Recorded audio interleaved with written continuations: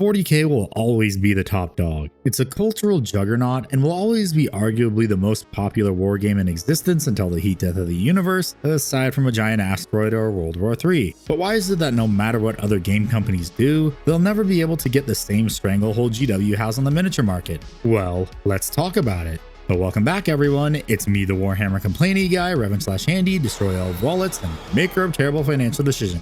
Back with another video that can hopefully earn your subscription and a like for the almighty YouTube algorithm. But because I'm slowly going insane about how the algorithm isn't pushing my videos for some reason, and also because coming up with a new video every 2 weeks by myself can get tiring when you can get sick at a moment's notice.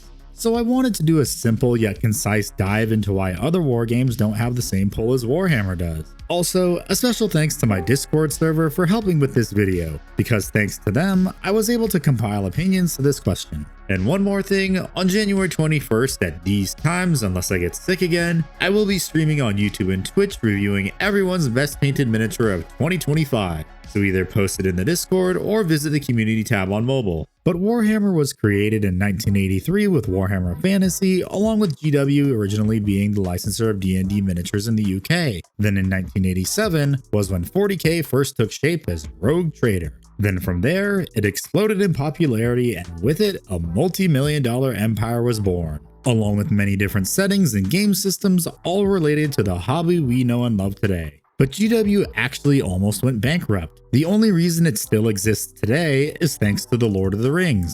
So thanks to that popularity boost and a giant cash infusion, GW was then able to shift its focus back to Warhammer, turning it into the juggernaut it is today, with its industry-leading high-quality plastic miniatures and plethora of lore. And many other game companies have since wanted to stake a claim to the miniature market like GW, but sadly they'll never get there, because GW as a company makes so much fucking money, so they can afford to license out their IP for the more modern advertiser of Warhammer, video games. And there are tons of them, with the most popular introductions to Warhammer being Space Marine, Total War, and Dawn of War. If it wasn't for video games, Warhammer would probably still be niche compared to what it has become today. This introduction then leads people to look at the novels and the hobby itself. But because video games are a great introduction to the hobby, it's what primarily gets people interested in it, because other IPs usually get around through word of mouth or just Warhammer players becoming jaded and looking for other games. So this variety greatly helps Warhammer to maintain its juggernaut status.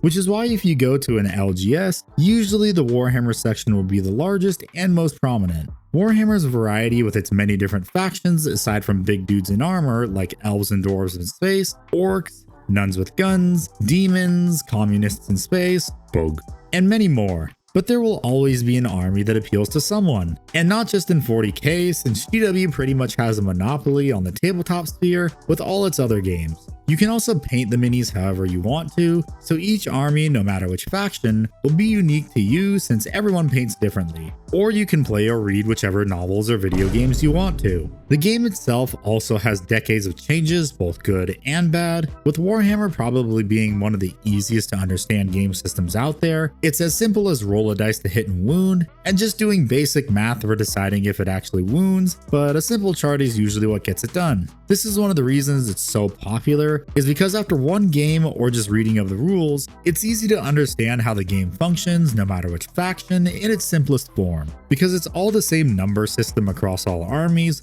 but with a different coat of paint.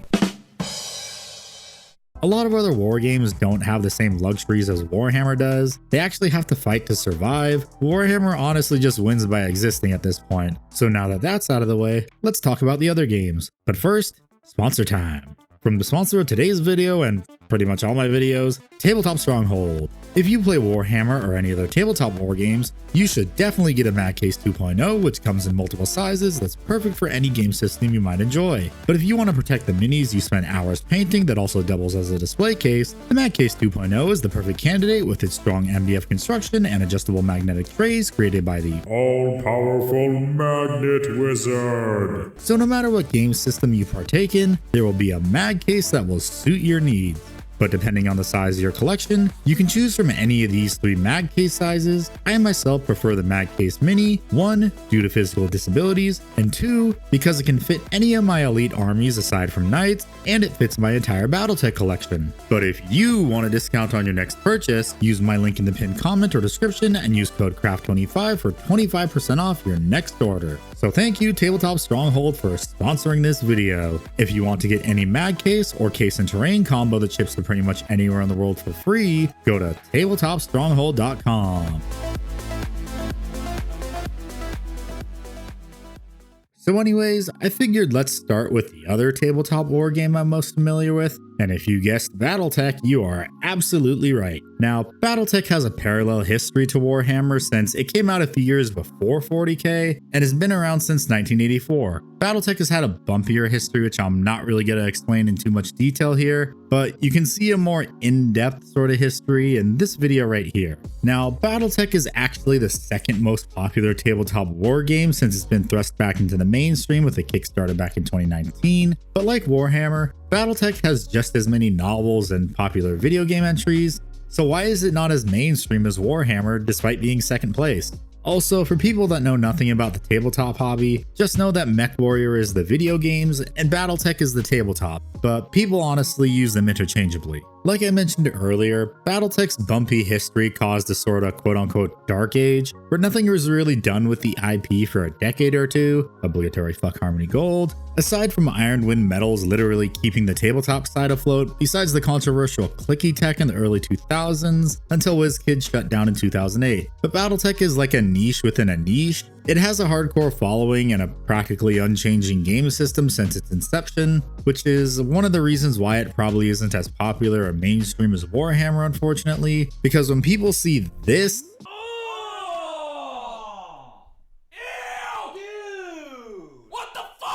this is the usual response, so they don't want to play Battletech since it looks too complicated. And unfortunately, with the attention span and instant gratification of today's generation, they would have a hard time playing classic Battletech compared to Warhammer. Also, funny coincidence, as I was recording this, I got this comment on one of my old Battletech videos. But Battletech has been simplified down with the advent of flex sheets, and sorta with Alpha Strike, which is just as fun as Warhammer, but not as in-depth as Classic.